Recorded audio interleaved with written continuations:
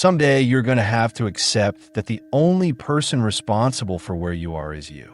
Not your parents, not your friends, not the economy, not the timing, not the luck that never seemed to find you, not the people who let you down or the opportunities that did not materialize or the circumstances that made everything harder than it should have been. You. Every single day you complain. And then every single day you do exactly the same things that brought you here. You go to bed late. You put off what matters.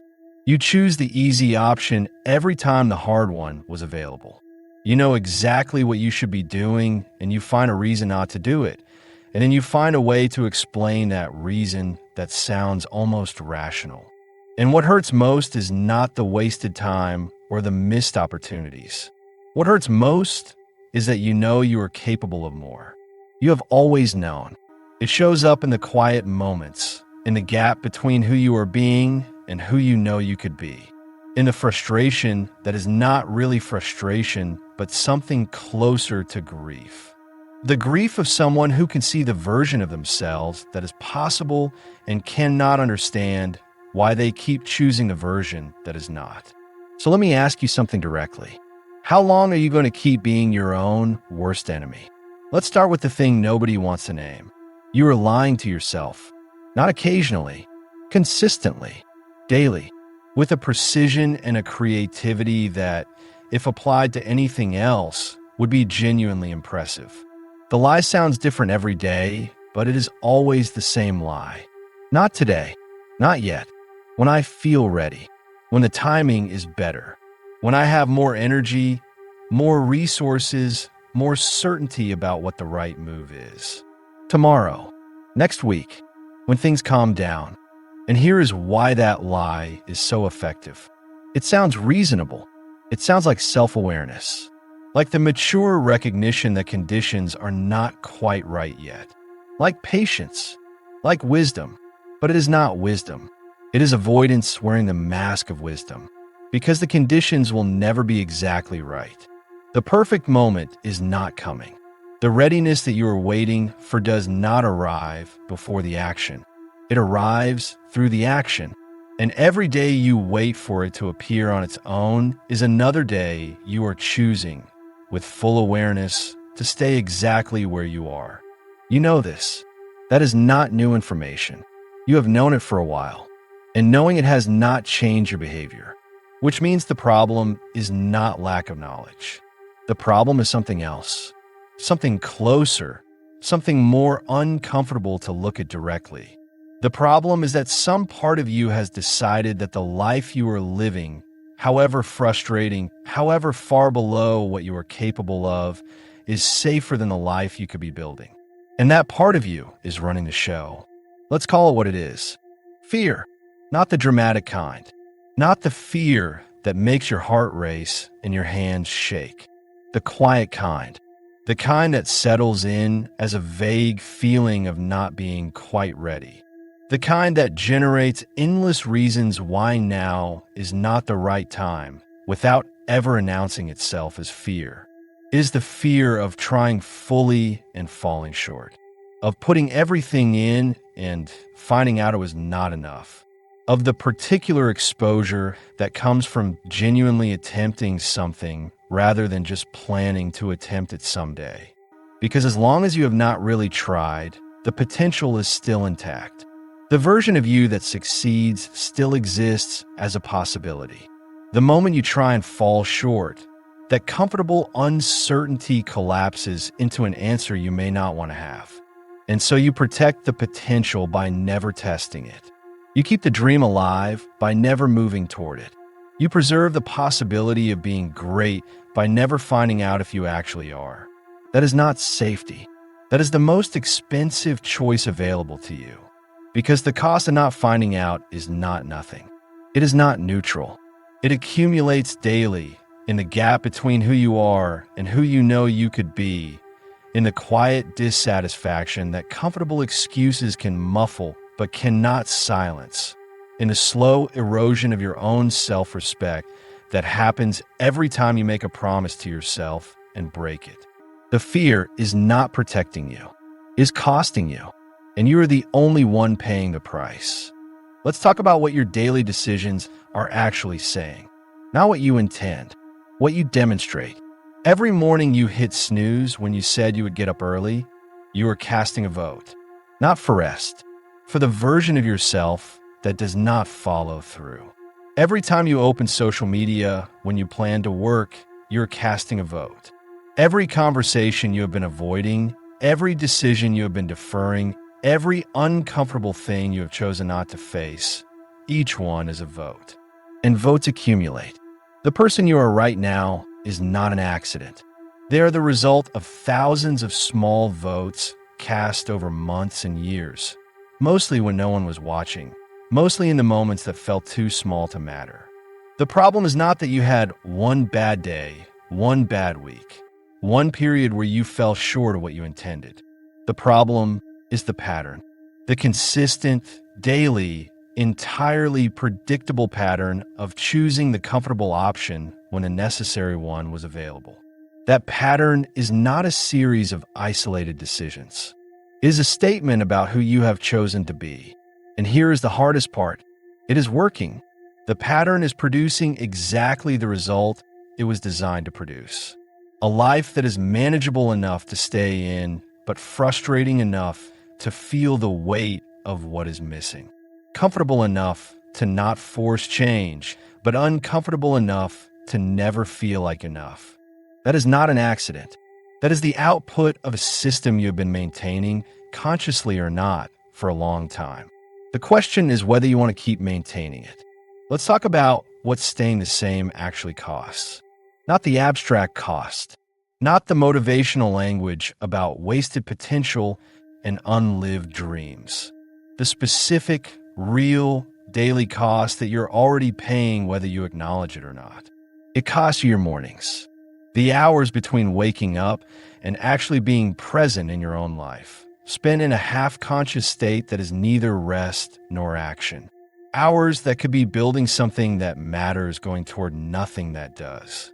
It costs you your evenings, the time at the end of the day that belongs to you, that could be invested in the version of yourself you want to become, given instead to distraction, to consumption, to the numbing that is necessary when the gap between who you are and who you want to be is sitting too close to the surface.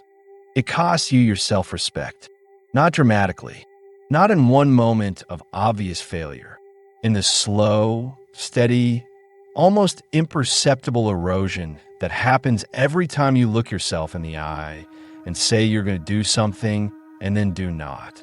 Every promise broken to yourself is a withdrawal from an account that matters more than any bank account you have. And it costs you time, not in the abstract, in the irreplaceable, non-renewable, already passing form. Every day you spend in the same patterns is a day that will not come back, not to be retrieved, not to be redeemed later when conditions are better. Gone.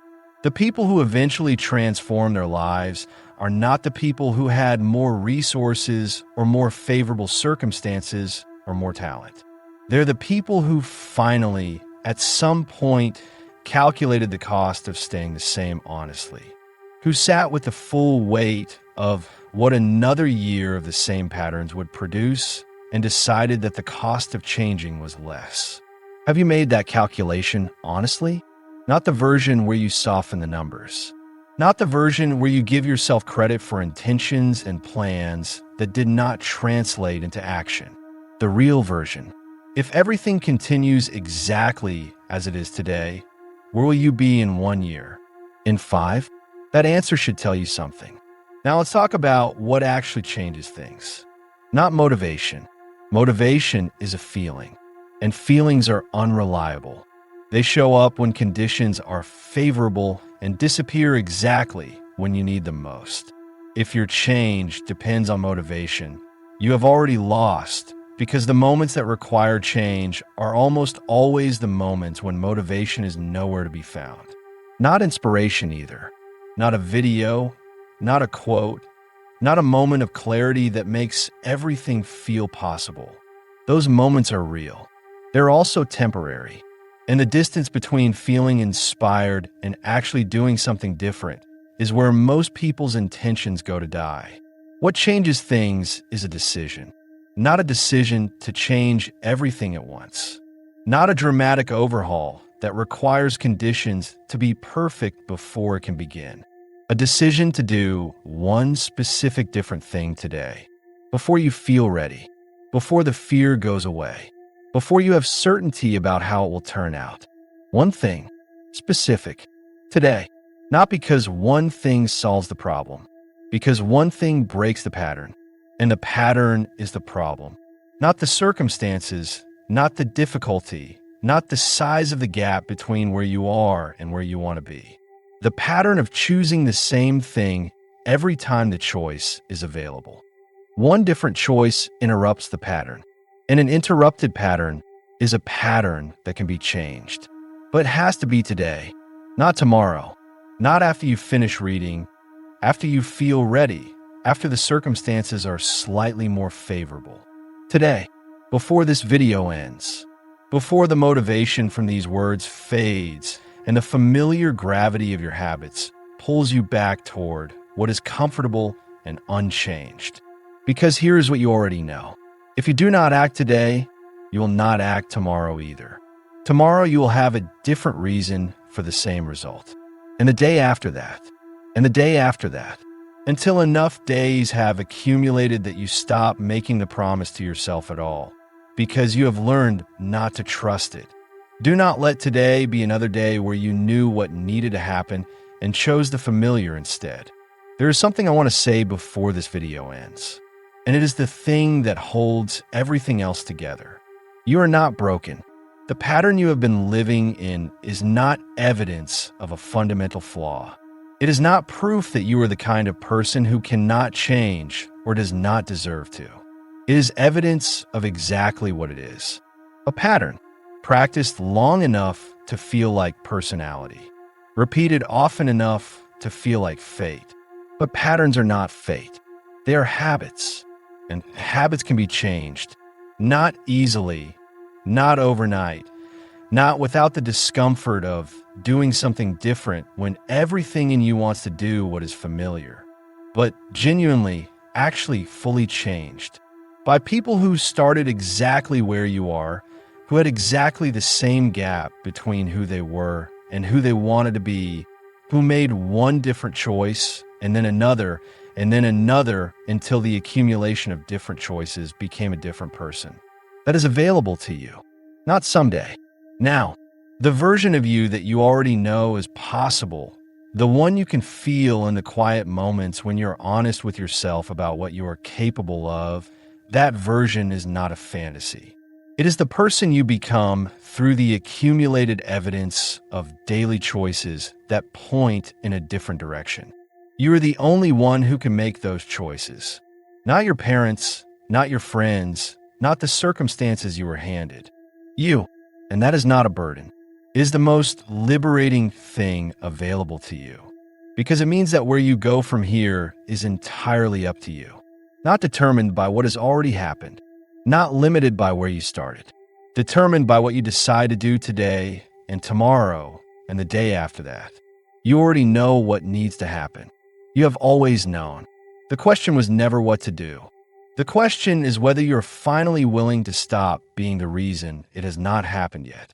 That answer is yours, and it is due today. If this video moved something in you, if something you heard today made you stop and think, like the video, share it with someone who needs to hear this and subscribe to the channel. There is so much more to explore together. See you in the next one.